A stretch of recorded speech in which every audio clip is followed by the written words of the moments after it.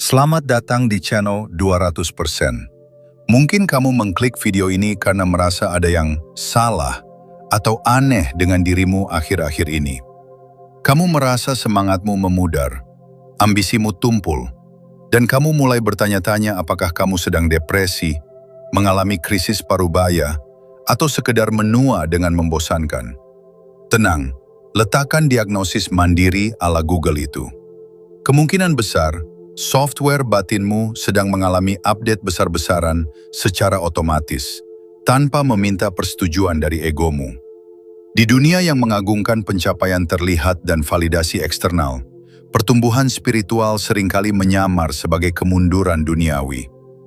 Kamu tidak merasa makin suci, kamu justru merasa makin tidak relevan.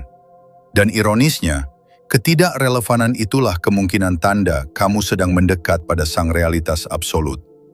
Mari kita bedah beberapa anomali perilaku yang sering disalahartikan sebagai kelelahan mental, padahal sejatinya adalah kenaikan kelas jiwa yang terjadi di bawah sadar. Duduk manis, ini mungkin akan sedikit menyinggung egomu yang manja. Pertama, hilangnya selera pada keributan. Tanda pertama yang sering terjadi tanpa kamu sadari adalah hilangnya energi untuk meladeni keributan. Dulu jika ada opini bodoh melintas di lini massa atau kolom komentar, jempolmu gatal layaknya prajurit yang mendengar trompet perang. Kamu merasa punya mandat suci untuk mengedukasi orang-orang bebal. Kamu pikir itu idealisme, padahal itu cuma narsisme intelektual. Tapi belakangan ini, saat melihat orang bodoh berargumen, jarimu terasa berat. Kamu melihat drama viral seleb TikTok, dan reaksimu cuma mengangkat alis lalu scroll lewat. Awalnya, kamu mungkin panik dan berpikir, "Waduh, kok aku jadi apatis begini? Kok aku jadi nggak peduli sama dunia?" Kamu merasa daya juangmu melemah. Kamu mengira kamu jadi pengecut yang malas membela kebenaran. Rasanya seperti ada api yang padam di dalam dadamu. Padahal, yang sebenarnya terjadi adalah sistem penyaring di otakmu sedang bekerja lebih canggih. Tanpa sadar, jiwamu menolak memakan sampah informasi yang tidak bergizi. Kamu bukan jadi apatis, kamu cuma jadi efisien. Alam bawah sadarmu tahu bahwa debat kusir itu cuma membuang energi kehidupan yang berharga. Jadi, kalau kamu merasa malas ribut, itu bukan tanda kemunduran mental. Itu tanda baterai spiritualmu sedang masuk mode power saving untuk hal-hal yang lebih esensial. Kamu berhenti berteriak pada badai, karena sadar teriakanmu nggak bakal menghentikan hujan. Kedua, kamu merasa hati menjadi tawar saat musibah menimpa.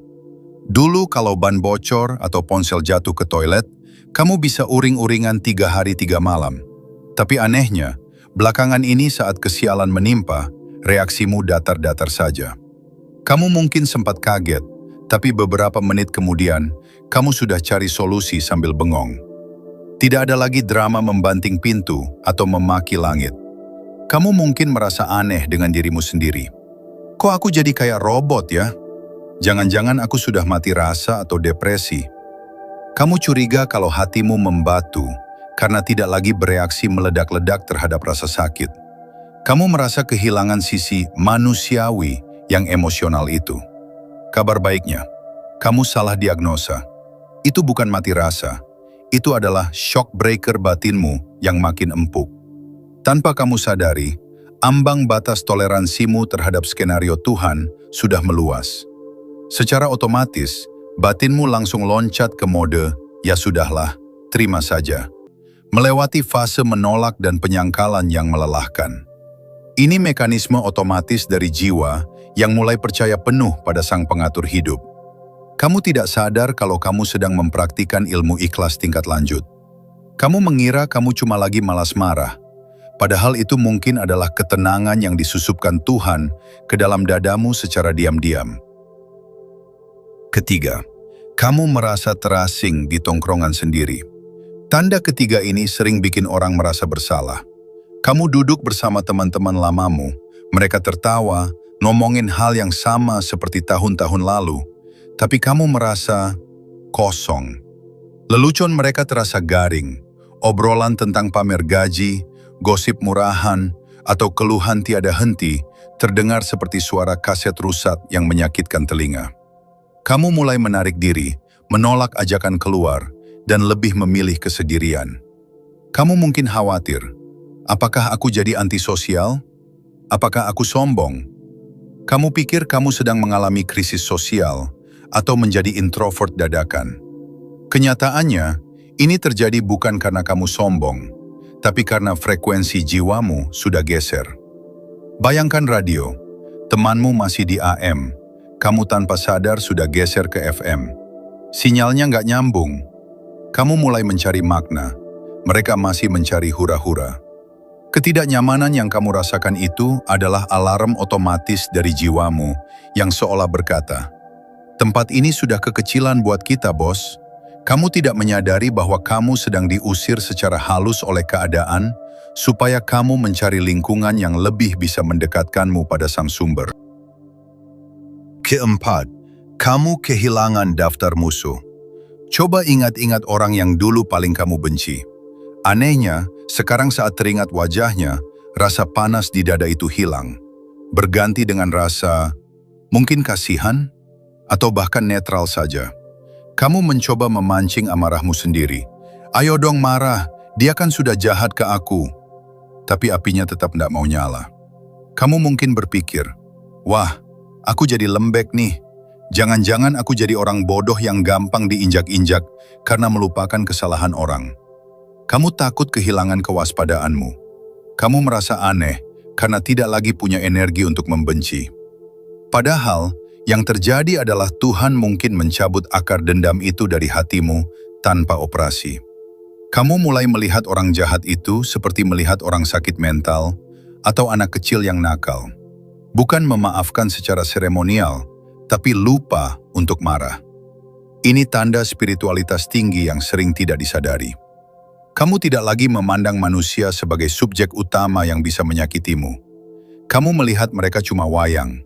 Dan karena kamu fokus pada dalangnya, kamu jadi lupa membenci wayangnya. Kamu pikir kamu pikun akan sakit hati, padahal hatimu mungkin sedang disembuhkan.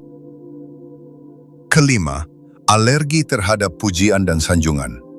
Dulu, pujian adalah candumu. Satu kalimat, "Wah, kamu hebat banget," bisa membuatmu mabuk kepayang selama seminggu. Egomu menggelembung, merasa diri adalah pusat tata surya. Kamu berkarya demi tepuk tangan. Jika tidak ada yang memuji, kamu merasa tidak berharga. Menyedihkan, tapi manusiawi. Sekarang, perhatikan reaksimu saat dipuji. Bukannya senang, kamu malah merasa geli, canggung, atau bahkan sedikit mual. Kamu merasa pujian itu salah alamat.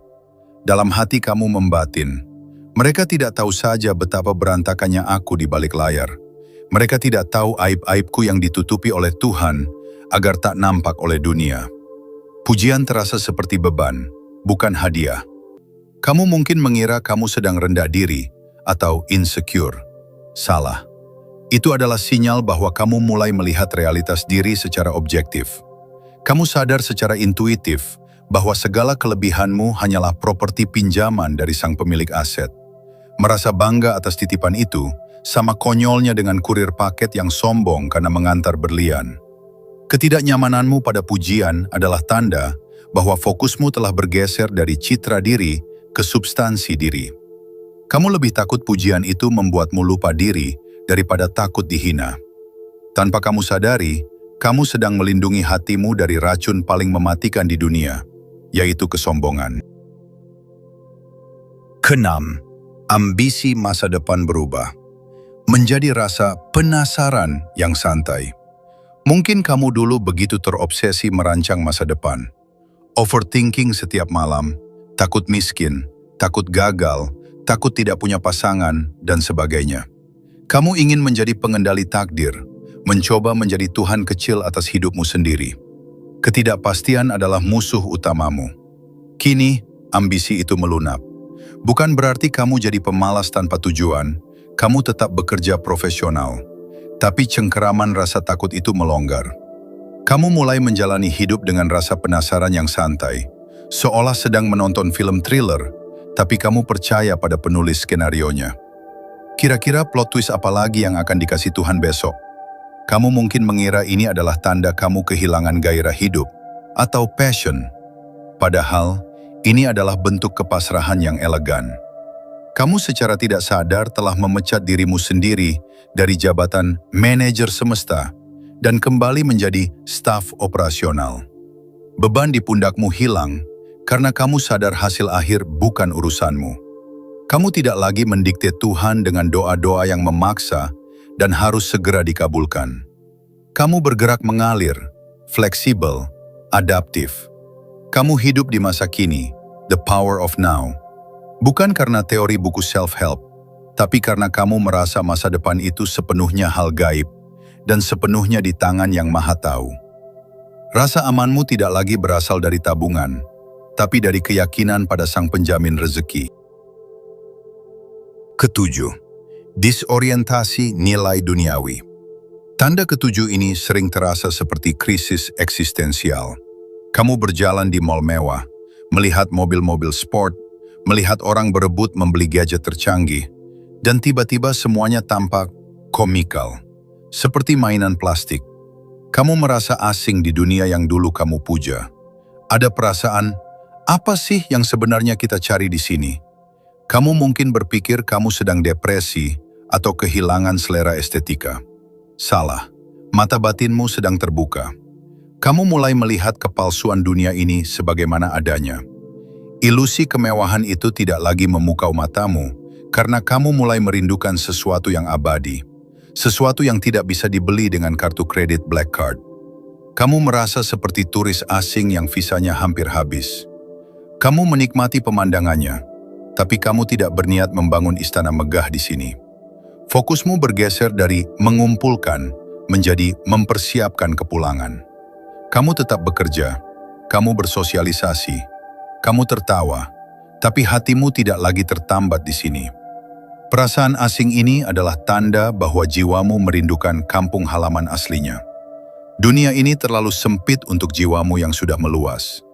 Kamu menjadi penonton yang bijak, bukan lagi pemain yang terobsesi memenangkan piala kaleng yang pasti akan ditinggalkan saat pulang nanti. Terima kasih telah mengikuti perjalanan ini bersama channel 200%. Jika kamu merasakan manfaat dari video yang kami bagikan hari ini, kami mengundangmu untuk memberikan like, share, dan komentar. Semoga kita semua diberkahi kesehatan, keselamatan, ketenangan batin, dan rejeki yang luas. Mohon maaf atas segala kesalahan. Sampai jumpa.